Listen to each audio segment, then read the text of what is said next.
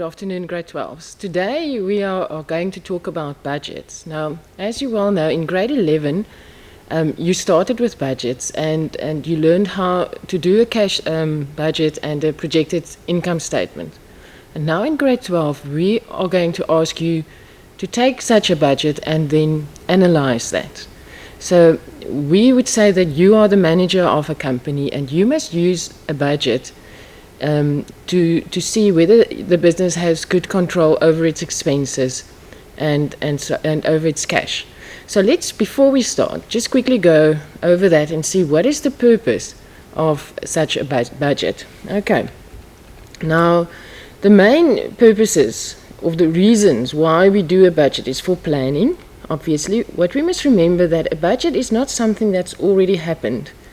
A budget is something that we are predicting what is going to happen. Okay, and then for internal control purposes, that's very important. For communication and coordination between departments, and then for motivation and evaluation. So let's quickly discuss planning. How would you use a budget to do planning? Okay, it helps management to assess the feasibility of these strategic plans. In other words, to see whether they will be able to reach those goals that they have. Okay, to determine whether their plans are likely to result in the business achieving these objectives, and then very important to adjust and fine-tune their planning before they implement these strategies. Okay, for internal control purposes, budgets are often used to see or to ensure that the plans of the business are followed, to see that if there are cash flow problems, what they can do to avoid those cash flow problems, for expenditure, to make sure that it's kept under control, and then budget targets and business objectives are achieved. So in other words, the budget is used to make sure about all of these things, and most important, of course, is the cash flow, to avoid any cash flow problems. Okay, so by comparing the actual results with the budgeted figures, management can identify potential problem areas and take corrective action to resolve these issues. To give you an example, let's say our budget for telephone in a year was 5,000, and now when we compare the actual figures to the budget, we see that it is 2,000 more. Then you know there's a problem. Either you didn't budget enough, that's a possibility, or you are overspending on your budget. So then you will investigate that problem if you are the manager. So that's an internal control measure. So you will see maybe some of your employees are making private calls when they are at the business and stuff like that. Okay, so it's an internal control measure. Then, just quickly, it's for motivation and evaluation. By being involved in the budgeting process, employees are often more motivated to strive to achieve these budgets. And then employees are often offered incentives, such as bonuses or promotions, for achieving or exceeding budget targets. If you think about a business that's a manufacturing business, if you set a target for your employees and you say, okay, we have to make at least 100, let's say, rain jackets in a week, then they know that's their target. And if they work towards their target, they get a bonus. Okay, so to budget, to plan ahead, is also a way to motivate your employees. Okay?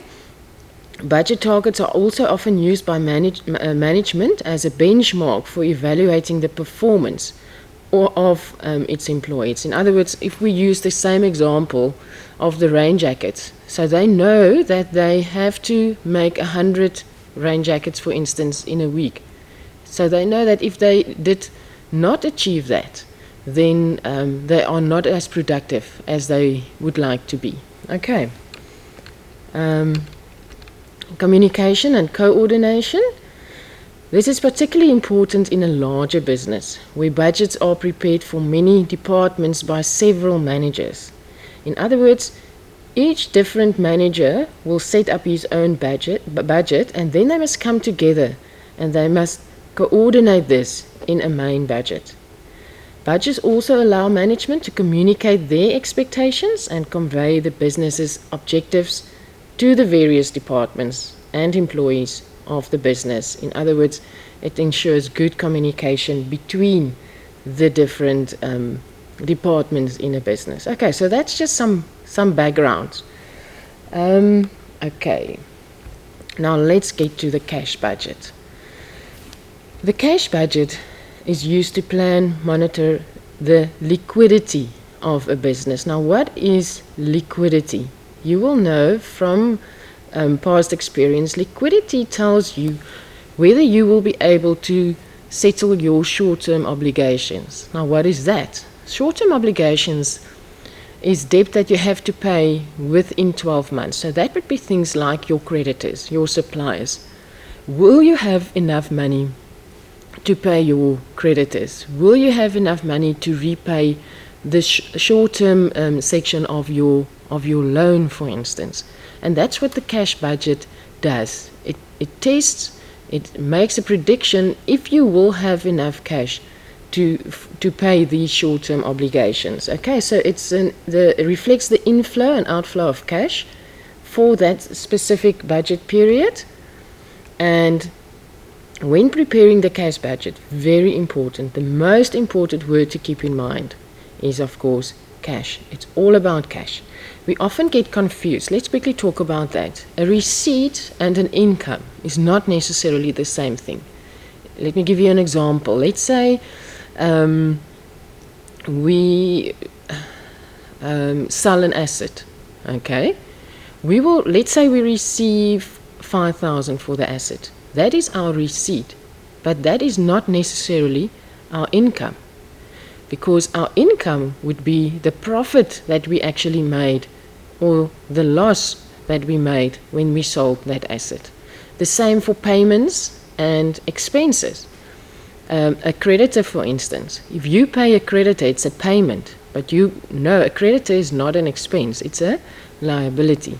Okay, so it's important to keep that in mind. So the cash budget is a very important part of the budgeting process, since failure to plan a business cash flow properly can lead to financial difficulties.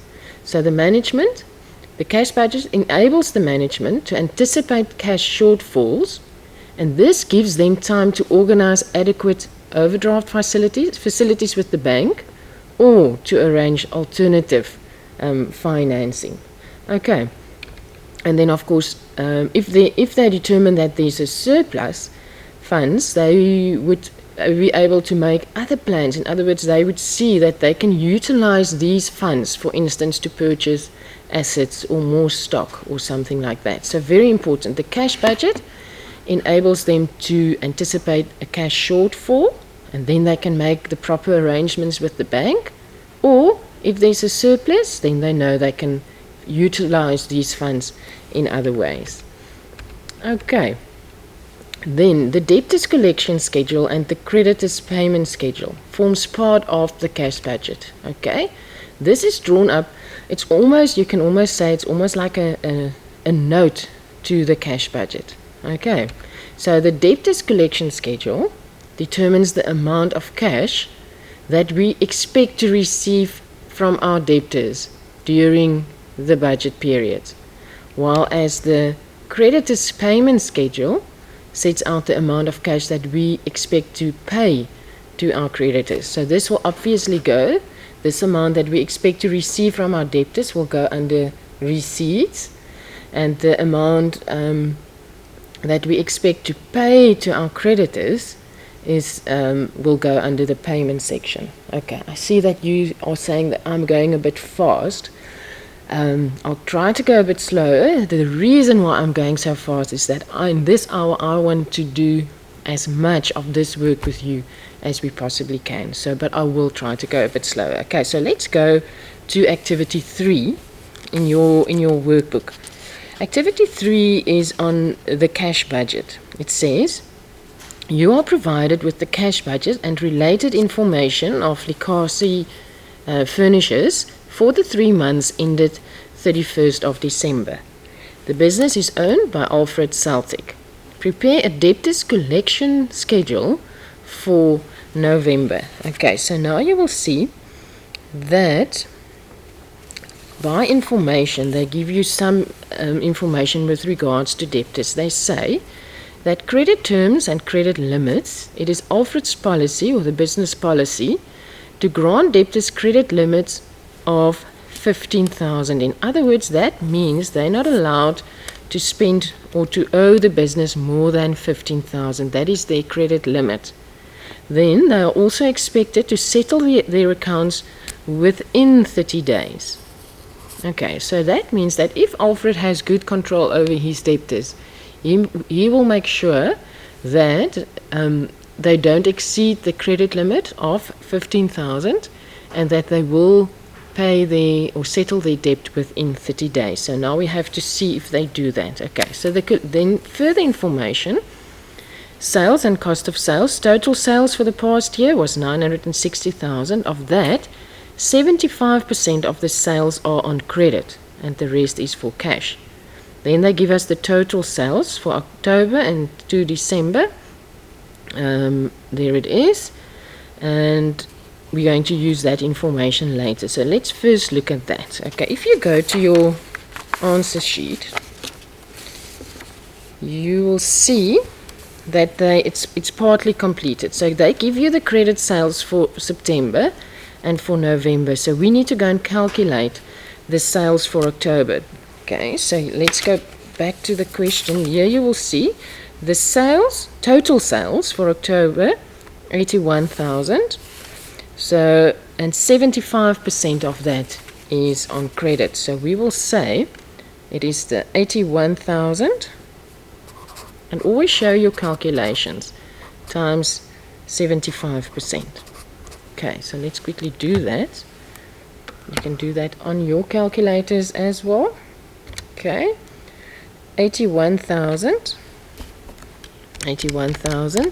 times 75% gives us 60750. 60750. So now we have our total credit sales for October. What they want to know is how much are we going to collect in November. So now you first need to go and look in the question how debtors will be collected. Okay, so they learned from past experience that debtors collection is as follows. They expect the debtors. Remember, this have not happened yet. So it's a prediction of what's going to happen in the future. So what they are saying is that they expect 25% of debtors from past experience to settle their accounts in the month of the sale, 40% to settle in the month following the sale, and 30% settle in the second month.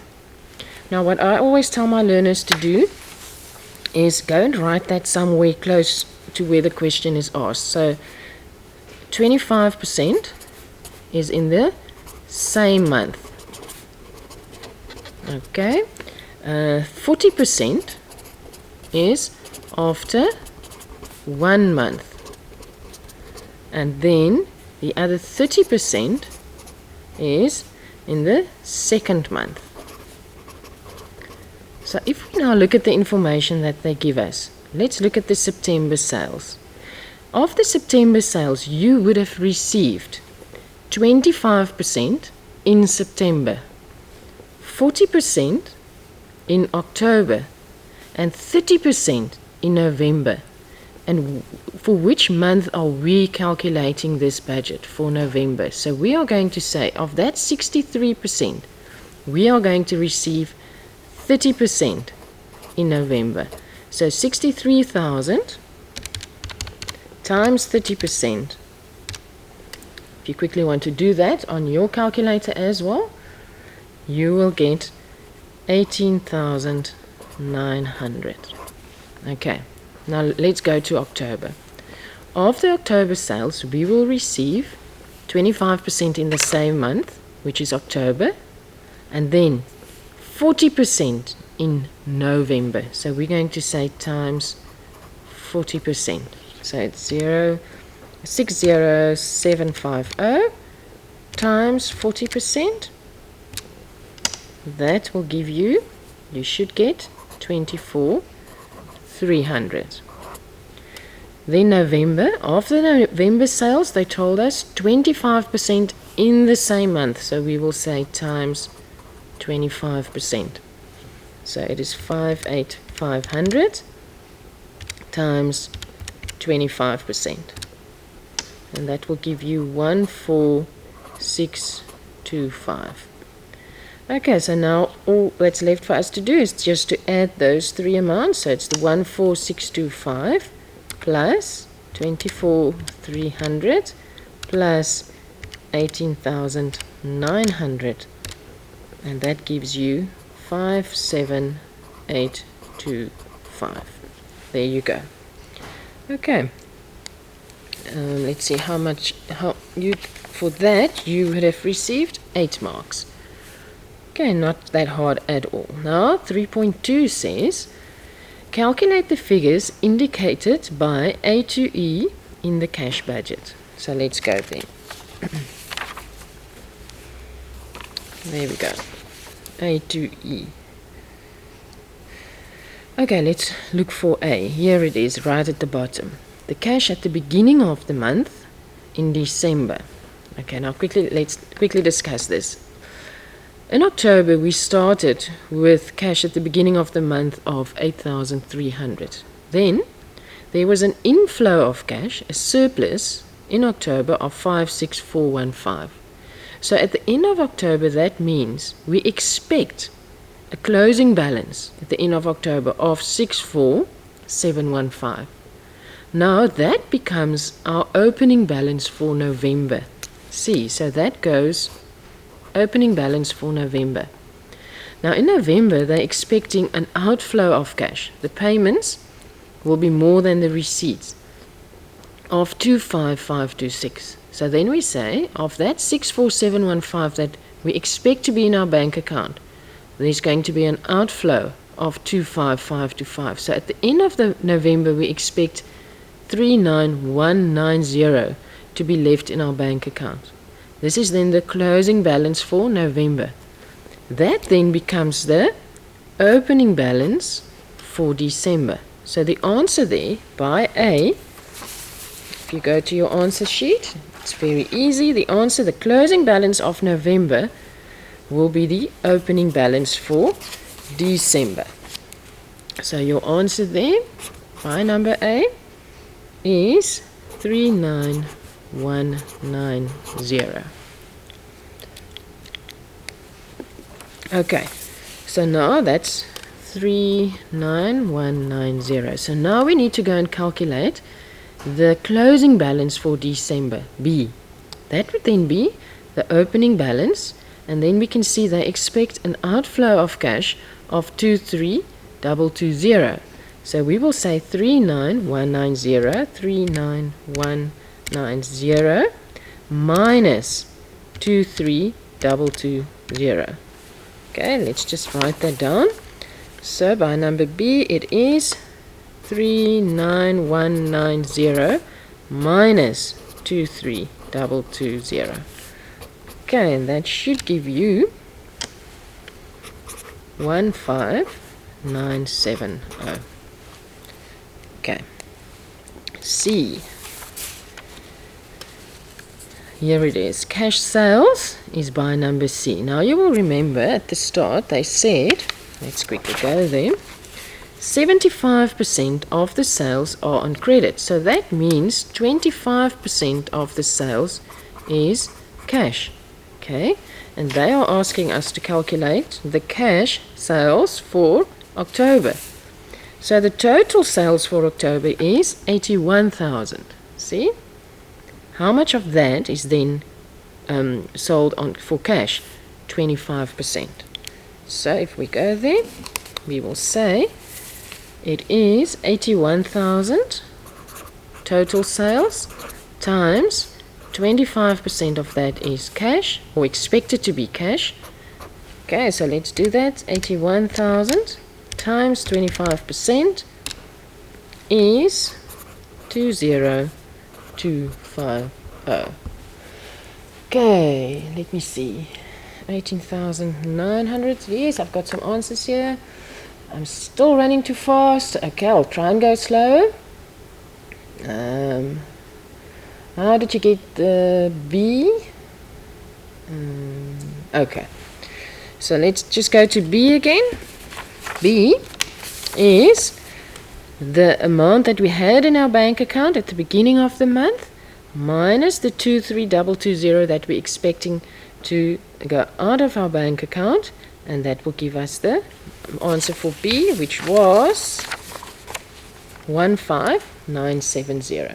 Okay, let me just see if I've got that all. Yes. Okay, fantastic. D.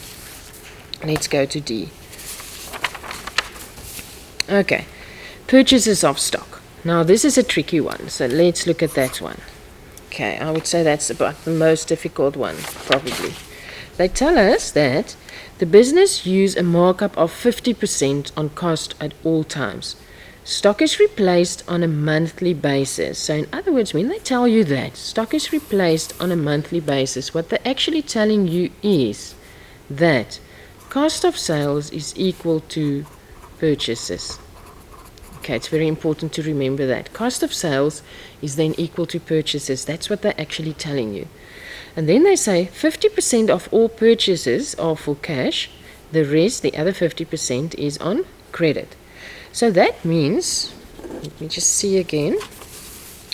D is in October, you see. So we need to go and look at, first of all, the sales for October is 81,000. Then we need to go and calculate what is the cost of sales of that 81,000, because that tells us what is the value of the stock that needs to be replaced, or other words, purchased again. Okay, so we're going to start with the 81,000. So we'll say it's 81,000 times. And how do we calculate cost of sales again? The markup is 50% on cost. So we'll say times 100 over 150. Okay, let's do that. It's 81,000 times 100 divided by 150. That gives us cost of sales or purchases of 54,000. But remember, this now is my total purchases. Total purchases for October. And we want to calculate by number D the cash purchases. So they say 50% of that is cash. So times 50% will give us, times 50%, half of that is 27,000. There we go. Okay.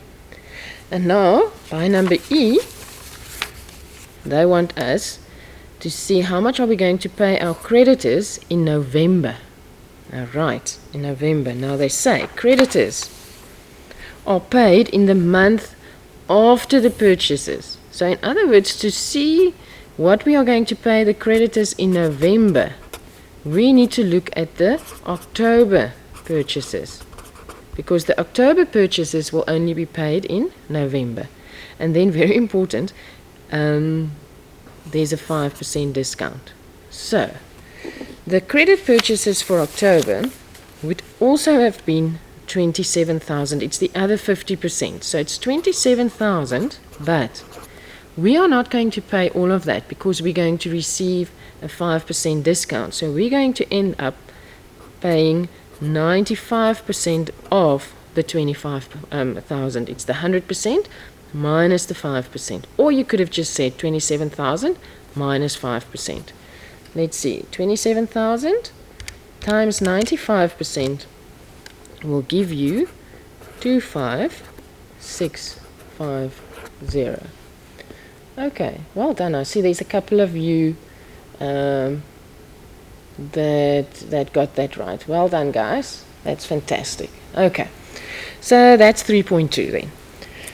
Let's see, 3.3. Let's take this away. Okay, 3.3. Calculate the debtor's average collection period in days for the financial year. Note that the actual balance in the debtor's control account was 79,500 at the beginning of the year and 83,500 at the end of the financial year. And then after that, we need to explain whether Alfred should be satisfied with this collection and give one reason for your opinion. Okay, now this is why it's so important that you have to go and you have to learn all the ratios on how to analyze financial statements. So you will remember that the debtors average collection period, to calculate that, you would say average debtors over credit sales times, we want our answer in days, so we will say times 365 over 1. Don't make the mistake to say times 100, okay? But times 365. Okay, so let's see.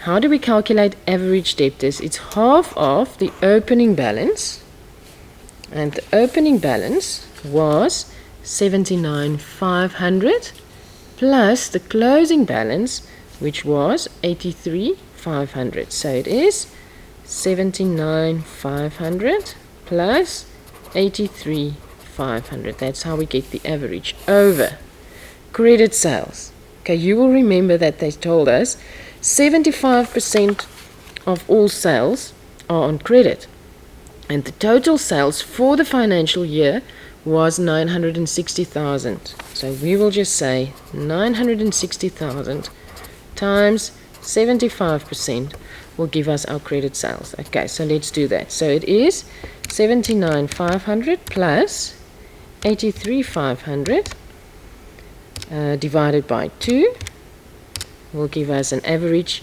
of 81,500 divided by 960,000 times 75% will give us 720,000 times 365. So our answer, 81,500 divided by 720,000 times 365 is 41 days, 41,3 days.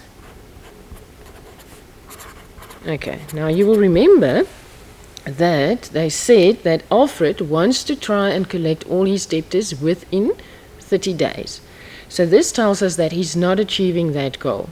But 41 days is not that bad. So if we now have to say whether he should be satisfied or not, what would you say, yes or no? Now, in the exams, remember this is your opinion. So when they ask something like that in the exams, they will take either yes or no as correct, depending on how you motivate your answer. So in this case, if you said no, you would have said no. Why should Alfred not be satisfied? Because you can say debtors are not complying. Oops, I hope you can see that. Are not complying with the 30 days credit term. That could be your reason. Or you could have said, yes, he can be satisfied because 40 days is not that bad, I suppose. Okay. As long as you motivate your answer. So what if you said yes? You would have received your marks as well if you said yes, as long as you motivate why you say so. But if you said yes, it's not too far from 30 days, but he can try to improve it, however, you would have still received your marks. Okay, so let's carry on. So what I'm trying to tell you is when you get a question like this, don't leave an open space. Even if you just try to write something, you probably will get your marks. Okay, so just never not write anything. Okay, the next question says 3.4. Refer to the debtor's age analysis. Alfred feels that he has problems in controlling debtors. Give 2 different reasons why he feels this way. Briefly explain. And very important, in each case, identify the problem debtor. So they want you to actually name the debtor that's giving the problems. So if we go to the age analysis, we now have to look at this very carefully, keeping in mind that the credit limit is 15,000. The credit terms are 30 days. Okay, so let's see. First one is A. Botha. He's owing us, or the business, 15,000, so that's within the limit and it's current, so there's not a problem. D. Scott, there's a problem. See, he's over the limit of 15,000, and so is Ntuli. You can see that as well, and he's in arrears as well. Look there. Okay, so that's definitely a problem. Then there's a problem, that's 60 days, and Mpho also 60 days. Okay, so there I would say our problem debtors would then be Scott, Ntuli, and Mpho. Okay, so now we have to write this down. Let's see. We have to give 2 different reasons why he feels that he's not satisfied. So the first reason would definitely be 2 debtors are exceeding the credit limit of 15,000, the credit limit of 15,000 Rand. Okay, and remember they said you must name them, so that would be, namely, if we look at that again, it's Scott, and who was the other one? Ntuli. And Ntuli. Okay, so that's the one reason. Then the other reason is 3 debtors are in arrears. They're not paying in time, within the 30 days. Okay, so let's say that. Taking longer than 30 days. You can never write too much, longer than 30 days. So rather state everything that you know to make sure that you get all your marks. Okay. And then once again, we must name them. So the debtors that are in arrears would be D. Scott, P. Raj, and N. Mpho. Okay, so that would be our reasons for him not to feel satisfied. Okay, then let's look at the next question. Calculate the percentage increase in salaries and wages in December. One of the employees is not happy with this increase. State 2 points in response to her complaint. Okay, let's look at that. Now remember, when you calculate a percentage increase, you always do the following. Let's just go there first. Salaries. There we go. The salary increase went from 22,000 to 23,760. Okay. When you calculate a percentage increase, you always take the difference, the increase, over the original amount. Okay. So it's always the increase amount over the original amount times 100. So the increase in this case would be the 23760 minus the original amount over the original amount. And you want your answer as a percentage, so you will say times 100. Okay, so if we do that, we say 23760 minus the 22,000. We get 1760 is the increase over 22,000 times 100. That gives us an increase divided by 22,000 of 8%. Okay, now it says one of the employees is not happy. State 2 points in response to her complaint. Okay, so here you can either say there's no problem with the increase, because if you think about it, 8%, you can say the 8%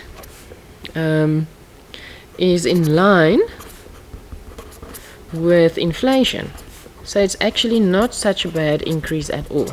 Okay, that could be one response to the complaint.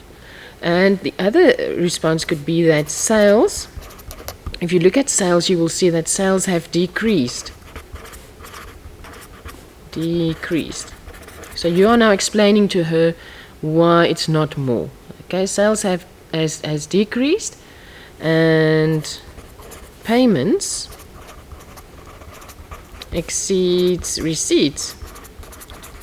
So we can actually not afford to pay her more than that for the past month. Okay, if you look at that, you will see that for the past 2 months, payments was more than receipts. That's why it's a negative there. And that's why we can not afford to give a higher increase than the 8%. Okay.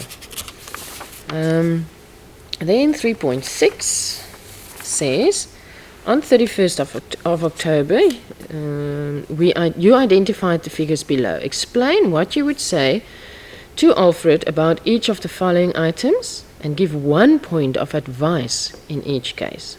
Now, if we look at this, we'll see that advertising stayed the same. Sundry expenses is lower than the budget. Telephone is way higher than the budget, so there's definitely a problem. Not such good control over telephone. And then rent income is much lower, which is also a problem.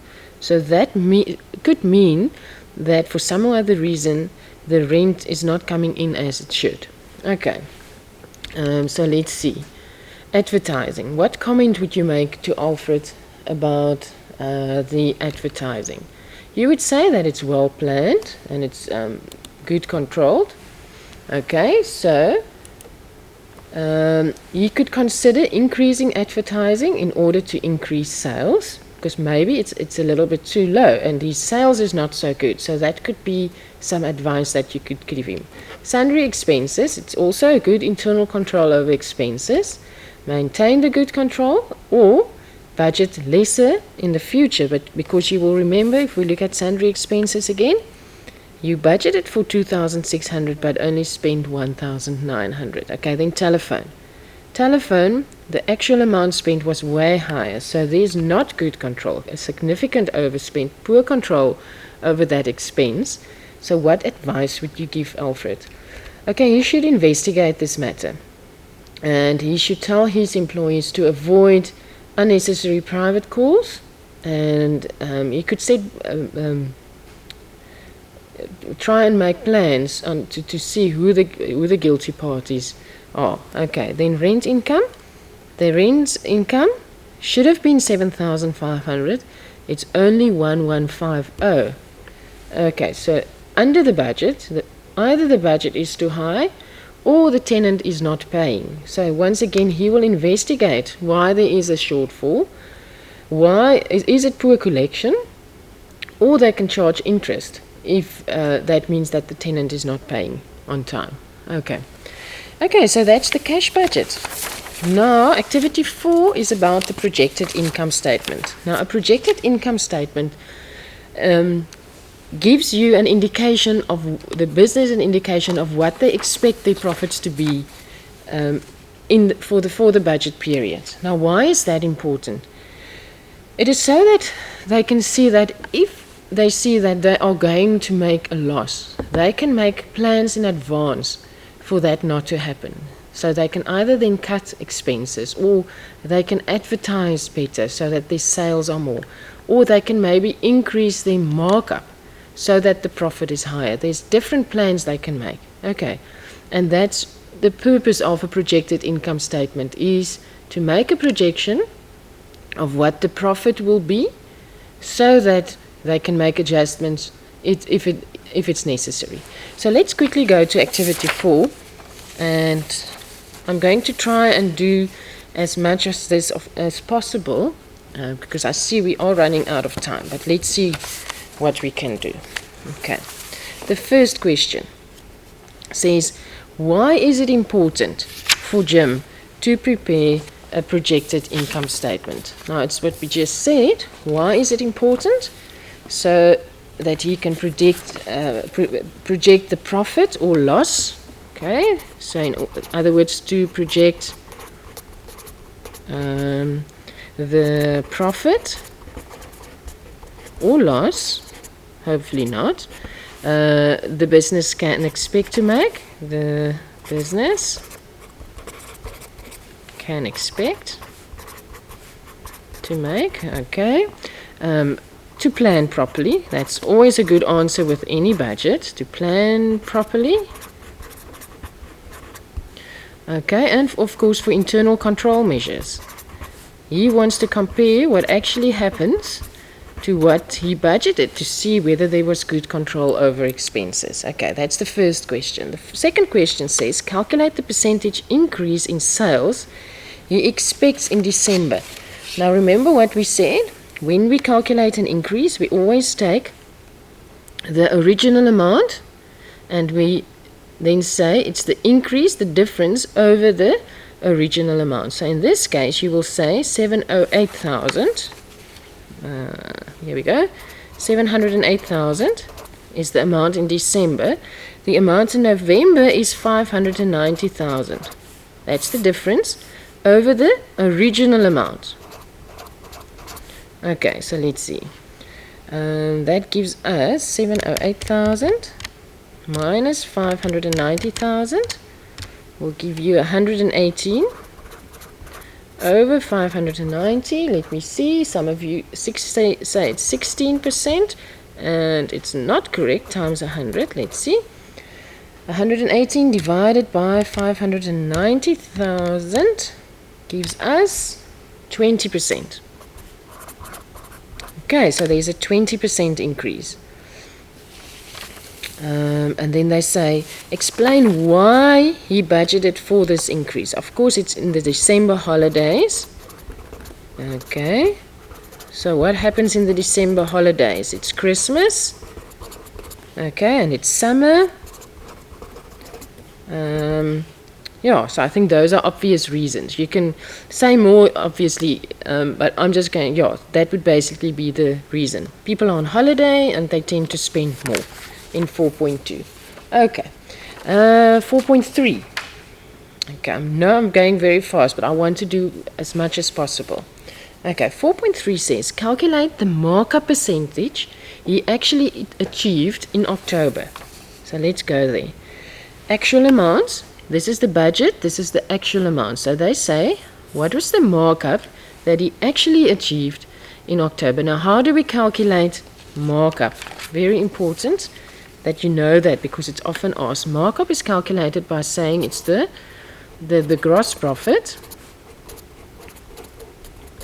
over the cost of sales. And we want our answer as a percentage, so we'll say times 100. Okay, so if we go there, we will see the gross profit is 220,500. The cost of sales is 490,000. So it is 220,500 divided by 490 times 100. Let me see.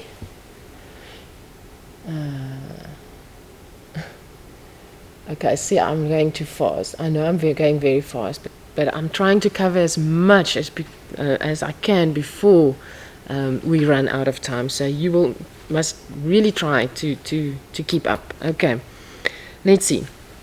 So it's 220,500 divided by 490,000. That gives us a markup of 45%. Okay, now they ask, explain whether it was a good idea to change the markup percentage from its original target. Now, we must first go and see what was the original target. Do they tell us that? Let's see. Markup. They say during October, a competitor opened a shop in the same area. He decided to adjust his markup to counter the competitor. Okay, so they don't give us the percentage, what they plan, so we need to go and calculate that as well. So we're going to do exactly the same, but we're going to look at the budget now. So that is 221,250, the profit, divided by the cost of sales, divided by 368,750. That gives us 60%. Okay, so he planned to have a markup of 60%. Then somebody else opened a shop close by and he decided to decrease his profit markup. What's the reason why he did that? In order for the people to rather buy his product than the product of the new shop. So, okay, so once again your answer here can either be yes or no. If you said yes, it was a good idea, what would be your reasons for that? Okay, you would see that when he did the budget, he said that he expect to have sales of 590,000. What happened actually? He had sales of 710,500. So you can say it was a good idea because sales increased. And when you answer something like this, always try to quote figures. So you will say sales increased from 590,000 in the budget, that's how much he budgeted for, to 710,500. That's what happened, really happened actually. Okay, so that could be a reason to say yes. Good. Let me see. If what you also can say is if they did not decrease the markup. So let's say that if they did not decrease the markup, they would have lost customers, because they would rather have gone to the new business. Okay, that's if you said yes. Now, what could have been your reasons when if you said no? If you look carefully, you would see that even though his sales was higher, his gross profit was actually less. See, so that would have been correct as well. If you said no, your reasons would have been his gross profit is less. Okay, so and that's actually very important as well. But my feeling would have been yes is a better answer, because his sales increase, and in the future, hopefully these clients would then be loyal, and that would cause his sales to increase even further. Okay, now let's go to 4.4. Calculate the following figures in the projected income statement: rent income for November, advertising for December, using those additional information, and interest expense for November. Okay, let's look at that.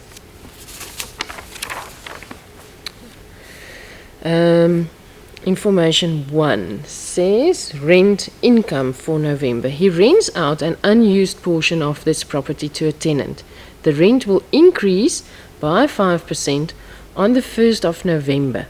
Okay, so we need to go and look at the rent income for October. It said the rent income was 5,200. So that's very easy. We're going to say, let's just get the correct answer here. Okay, rent income for November, it was 5,200 in October. It's going to increase with 5%, so we say plus 5%, or you can say times 105 over 100, and that should give you, let's see, 5,200 times 105 over 100, or just plus 5% is 5460. Okay, well done. I see some of you got that answer already. Advertising, let's see. Advertising is additional information too. Currently, Jim places 5 advertisements per month in the local newspaper. He plans to increase this to 8 in December. The rate per advertisement will increase by 10% on the 1st of December. Okay, so in other words, the advertisements here, the 4,000, is for 5 advertisements. And he's going to change from 5 to 8. So what you will do first of all is you will calculate the cost of one advertisement. So divided by 5. And then you will say he's going to place 8 advertisements. So in other words, times 8. And then it's going to increase a further 10%. So in other words, times 110 over 100. So 4,000 divided by 5 will give you 800. So it's 800 per advertisement. There's 8 advertisements, and it's going to increase with 10%. Times 8 times 110 over 100, or you can just say plus 10%, and that will give you 7040. Okay. The interest expense for November, let's see what they say about that. And that is also information 1. Jim had received a loan from his brother to pay for the land and buildings. The balance of this loan was 1 million on the 1st of October. The interest rate is 15% per annum, and it is reduced by 50,000 per month on the last day of the month. Interest is paid monthly and is not capitalized. Okay, so it's 1 million, is what the loan was 1 million, but of that 1 million, 50,000 will be paid. So we say minus 50,000. Then we take that amount and we say times 15%. But remember, this is per annum. So then you still have to say divided by 12. Okay, so that will give you 1 million minus 50,000 times 15% and divided by 12. That will give you 11,875. Okay, that's 4.4. Then 4.5 says, refer to the actual budget, identify 3 overhead expenses that have been poorly controlled, and what advice would you give him to oversee these problems. Okay, let's see, 4.5 actual. If we look at this, maintenance, we budgeted 4,000, spent 7,000, so there's a problem. Okay, the municipal rates stayed the same. The telephone actually went down. Water and electricity is a problem, it's much higher. Advertising stayed the same. Trading stock deficit, there's a huge problem. Okay, and they said identify 3 overhead expenses. Okay, I'm not going to write this down because it takes too long and we're almost out of time, so let's quickly talk about this. The maintenance of the property is a lot higher, so you would give him advice and tell him to go and investigate why the maintenance is so much higher than he actually budgeted for. Then the water and electricity, same thing. Maybe he didn't budget enough. The budget was only 1,200 and he spent 5,600.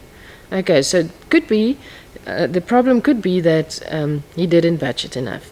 Then the trading stock deficit, that's a serious problem. Okay, so you would give him advice and tell him that he's got a huge problem with control over his stock, and he should definitely investigate why some of the stock is either stolen or damaged. Okay. Then the next question, 4.6.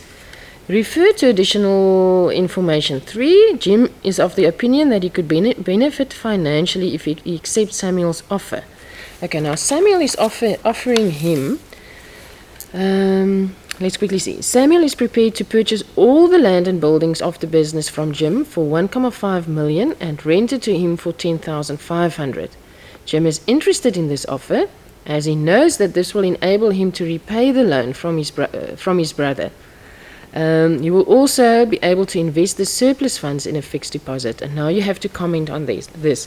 Okay, the things that you would look at is you would say that he's definitely going to save on interest on the loan if that happens. Okay. Another thing that you have to take in mind is that he's at the moment receiving a rent income. So he's going to lose that rent income if he doesn't owe the business again.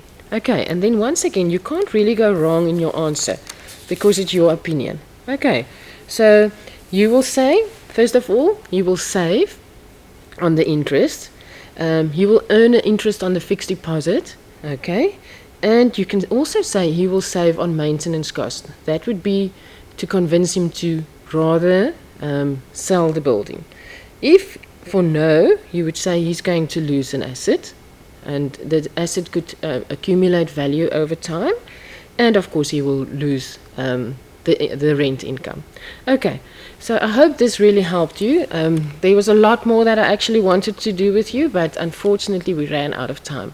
But very important when you do these questions on budget, never leave open spaces. You can't get marks for that. Try and write something, and you would be surprised at how many marks you will get if you just give it a try. Okay, thank you very much.